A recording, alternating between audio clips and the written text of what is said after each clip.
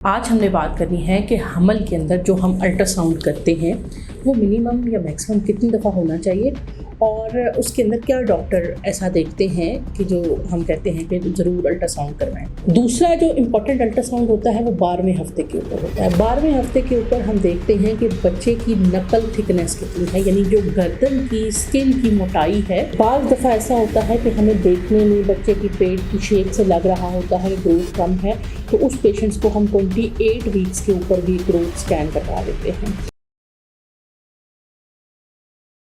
जी, अस्सलाम वालेकुम। मैं हूं डॉक्टर नाइला, कंसल्टेंट गायनेकोलॉजिस्ट और इनफर्टिलिटी स्पेशलिस्ट गायनी सॉल्यूशन के फोरम से। आज हमने बात करनी है कि हमल के अंदर जो हम अल्ट्रासाउंड करते हैं वो मिनिमम या मैक्सिमम कितनी दफ़ा होना चाहिए और उसके अंदर क्या डॉक्टर ऐसा देखते हैं कि जो हम कहते हैं कि ज़रूर अल्ट्रासाउंड करवाएं। आइडियली अल्ट्रासाउंड बहुत ही सेफ मोडेलिटी है और बहुत लंबे अरसे से, तो ऑलमोस्ट 50-60 ईयर्स से ये अल्ट्रासाउंड गायनी के पेशेंट्स के ऊपर और प्रेग्नेंट पेशेंट के ऊपर इस्तेमाल हो रही है और अभी तक अल्हम्दुलिल्लाह इसका कोई साइड इफ़ेक्ट जो है वो नहीं हुआ।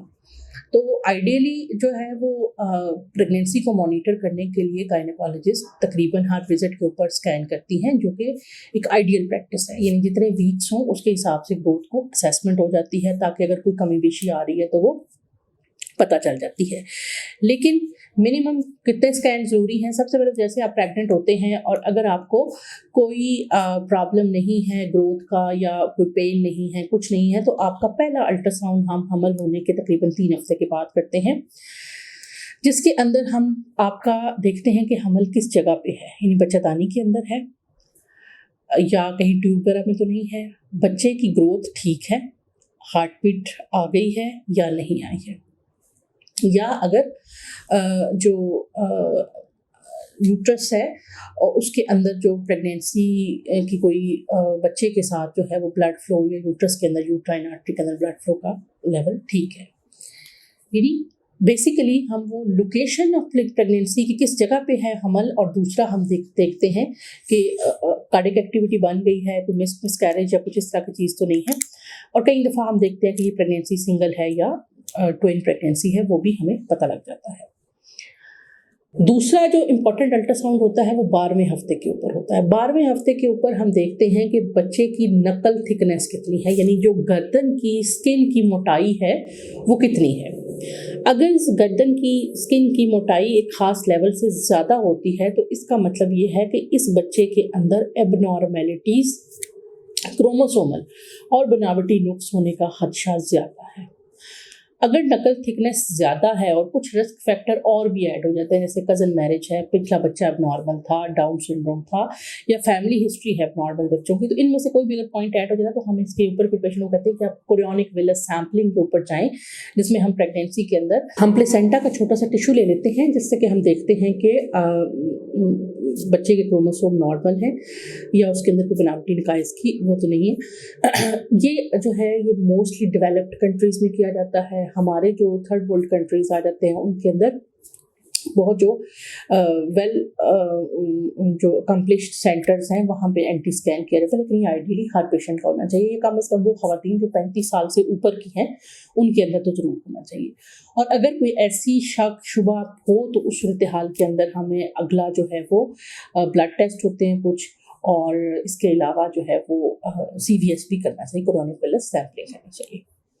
अगला जो अहम अल्ट्रासाउंड होता है वो 20 हफ्ते की होता है, जिसमें हम तमाम अज़ा बन चुके होते हैं बच्चे के, और हम ये जो अल्ट्रासाउंड करते हैं इसके नाम से ही ज़ाहिर है कि हम बच्चे की पूरी जो साख्त होती है उसको देखते हैं। सर का साइज़ ठीक है, सर में पानी तो नहीं है, बच्चे के जो लिम्स हैं, फोर लिम्ब और हाइंड लिम्ब यानी बाजू और टांगे वो लंबाई के हिसाब से एक दूसरे को मैच कर रही हैं, पेट के अंदर कोई प्रॉब्लम तो नहीं है, हार्ट के अंदर कोई नॉर्मैलिटी तो नहीं है, 4 चैम्बर्स बन चुके हैं हार्ट के, स्टमक का साइज़ ठीक है, बच्चे के गुर्दों के अंदर कोई सिस्टें तो नहीं हैं, या और भी कोई भी छोटी मोटी प्रॉब्लम, जैसे फॉर एग्जांपल क्लब फुट हो गया, पाँव का टेढ़ा होना, ये वो चीज़ें जो है वो हम रूल आउट करते हैं। ये भी अल्ट्रासाउंड रेडियोलॉजिस्ट करता है। और जो रेडियोलॉजिस्ट होता है वो एक पूरी रिपोर्ट बना के गायनेकोलॉजिस्ट को रेफर बैक करता है, और इसका जो आइडियल टाइम है वो 18 हफ्ते से लेके 22 हफ्ते तक होता है। इस पे सबसे ज़्यादा जो अनोमलीज है वो पिक हो जाती है। अगर आपका अनोमली स्कैन अर्लियर या लेट हो गया है तो उसकी सेंसिटिविटी फिर कम भी हो सकती है।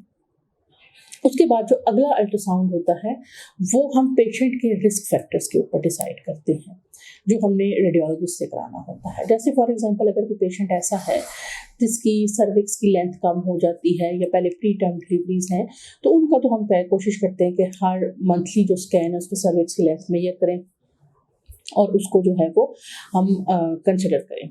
लेकिन बाज़ दफ़ा ऐसा होता है कि हमें देखने में बच्चे की पेट की शेप से लग रहा होता है कि ग्रोथ कम है, तो उस पेशेंट्स को हम 28 वीक्स के ऊपर भी ग्रोथ स्कैन करवा लेते हैं। उसमें बच्चे की ग्रोथ, बच्चे का पानी और बच्चे का जो एस्टिमेटेड फीटल वेट है, वज़न जो है वो पता लगना शुरू हो जाता है। लेकिन अगर सब कुछ ठीक है, आपको कोई प्रॉब्लम नहीं लग रही, ब्लड प्रेशर के अंदर कोई शुगर का प्रॉब्लम नहीं है, बच्चे का माँ का पेट बराबर साइज़ में बढ़ रहा है, तो उस सूरत हाल में 32 हफ्ते के ऊपर ग्रोथ स्कैन होता है। और ग्रोथ स्कैन बाज़ का 2 या 3 दफ़ा भी करवाना पड़ता है। जैसे शुगर के मरीज़ होते हैं उनके लिए ज़्यादा हो जाता है, क्योंकि शुगर में पानी भी ज़्यादा हो सकता है और बच्चे का वज़न भी ज़्यादा हो सकता है। ब्लड प्रेशर के अंदर बच्चा सुकड़ सकता है, कम वज़न वाला पैदा हो सकता है। तो उस सूरत हाल के अंदर जो है वो हमें बार बार अल्ट्रासाउंड जो है वो डॉक्टर के पास रेफर करना पड़ जाता है। मैं अपनी क्लिनिकल प्रैक्टिस के ऊपर हर पेशेंट का 36 वीक्स के ऊपर एक डॉपलर स्कैन करा लेती हूँ कि 36 वीक्स के ऊपर जो नाड़ू है उसमें से ब्लड फ्लो पूरी तरह बच्चे तक जा रहा है या नहीं जा रहा, ये पता चल जाता है। क्योंकि 36 वीक पे अगर डॉपलर नॉर्मल है तो हम प्रेगनेंसी को बड़े आराम से 39 to 40 वीक्स तक लेके जा सकते हैं। अगर उसमें कोई रिस्क फैक्टर है तो हम फिर पहले ही पेशेंट को बता देते हैं कि आपके अंदर ये प्रॉब्लम्स आ रहे हैं, तो हम बच्चे की लंग मैच्योरिटी का इंजेक्शन देके अर्ली डिलीवरी बच्चे की प्लान कर सकते हैं। तो जो ये है अल्ट्रासाउंड का जो रोल है वो ऑब्स्टेटिक्स के अंदर, अगर आप किसी रिमोट जगह पे रहते हैं तो कम से कम अपना एक 8 वीक्स का स्कैन और 20 वीक्स का स्कैन तो ज़रूर कराएं रेडियोलॉजिस्ट से। लेकिन अगर आप इसी कम्प्लेक्स सेटअप में जा रहे हैं तो फिर आपकी गायनेकोलॉजिस्ट डेफिनेटली आपको anti scan, anomaly scan, growth scan ये सारे खुद भी करती रहती हैं और आपको रिकमेंड भी करती रहती हैं। तो उम्मीद है कि ये वीडियो आपको पसंद आई होगी, इसमें से आपको इन्फॉर्मेशन मिली होगी। मिलते हैं इंशाल्लाह नेक्स्ट किसी वीडियो में, तब तक के लिए अल्लाह हाफिज़।